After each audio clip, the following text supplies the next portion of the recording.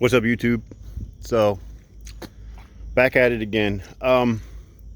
I hunt a lot more than I video. I hunt for shark teeth a lot more than I video. It's kind of like the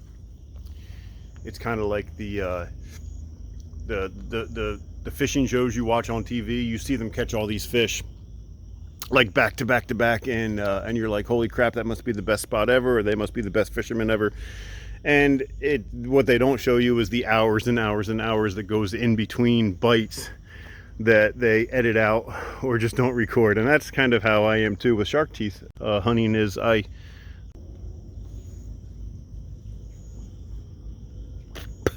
and so I'm not, I don't record my entire hunt all the time. I'll only break the phone out and make a video if I'm having luck, or if I have something to say. So anyway, tonight I'm having luck. This is my first time finding this, whatever this is. I think it's a dolphin tooth. I think. That is really cool. I also got a little Meg. Little baby Meg. It's tiny. But check this out. So the last video is the way, I was explaining how stuff's dropping out of here, and that's generally how it's working anywhere, everywhere, is, teeth are falling out of places like that, falling down and eroding out, and then we're finding them. Well, right here, which I didn't see last time, or it's settled in since last time, I got two teeth. I got a really nice Angustiden right here, and that might also be an Angustiden, but they're right next to each other. So they eroded out of, up there, eroded out of the bank there, and they're just working their way down. And I just happened to be getting lucky and finding them as they're coming out. So that one is quite a bit broken. I don't think that is, I don't know what that is. But look at this puppy, man. Look at that puppy. Oh gosh.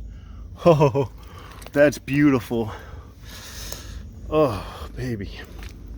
Let's go clean these suckers up. Whew. Oh yeah, look at that. I think I'm just gonna drop that one. Look at that.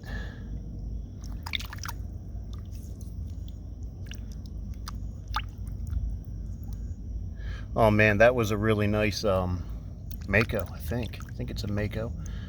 That was a really nice Mako. Dang. Dang, that's a shame that's broken. That was a nice Mako. Dang. Alright. Now this is a great Angustiden. Oh. Sometimes I'll be washing a tooth here and I'll just see another one just laying there screaming at me. I try not to get tunnel vision, even when I find something like this. Look at that.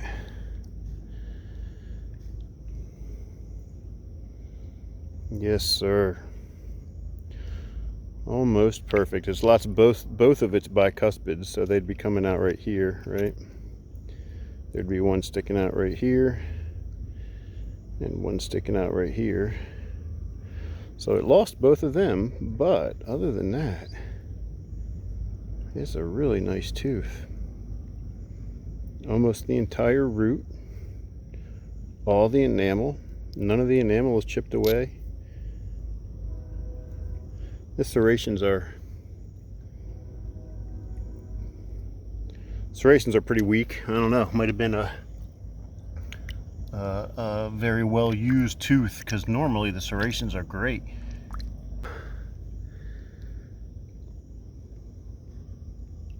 Nice. So if I get any more, I just started literally. I found these things within the first 3 minutes. So tonight's one of those nights. So if I come up with anything else tonight, I'll start the video again. But if not, have a great night and get off the couch. All right. So I guess I did speak too soon. I found this cool little vertebrae, which of all the fossils that I find when I'm shark tooth hunting, other than shark teeth, I think even including shark teeth, I think vertebrae are my favorite. I don't know why. I find them so fascinating. So this is a shark vertebrae,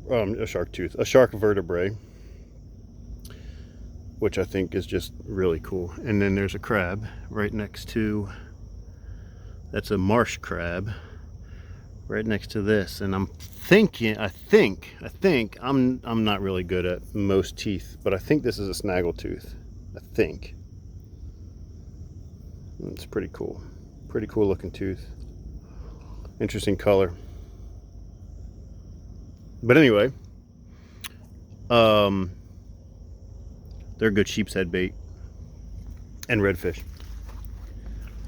and oyster crackers and black sea bass and pretty much anything that eats off of the rocks. We'll eat those things if you put a hook in and drop them down. But check it out. This is what this kind of shows you exactly what I was talking about as far as things eroding out, so you don't think I'm talking out of my rear. So right underneath, oh, he moved anyway. Look at this. Oh, it's hard to find it. Right there. Oh, look at that tooth embedded in the bank. See this whole bank here? There's a tooth embedded in it, and eventually, if I hadn't found it and rescued it, eventually it would have eroded out on the next tide cycle or something, and it would fall just like that, and it would be laying there just like that, and then we'd come find it. Of course, normally when we find them, they're covered up with mud a little bit, like the ones that we excavated earlier, but sometimes you find them just like that, where they had just recently fallen out, boom, and they're just laying there. But that one was embedded in the bank, and that's how it happens. So they're eroding out, they fall down there, the water comes and laps up in and out, in and out, in and out, and then they eventually start working their way down, right? And then we find them laying around in the mud. And most of them get covered up pretty much right away. I mean, this mud, like, look at this mud. I just stepped right there. That mud is 3 inches deep. Right, so think about it. That's laying there like that, and it just gets covered up. Look, tiny little bit of mud covers it up. No idea that it's there, right? So how many am I standing on? How many am I standing on that fell out of there and got covered up right away? Thousands, just in this one little area, no doubt.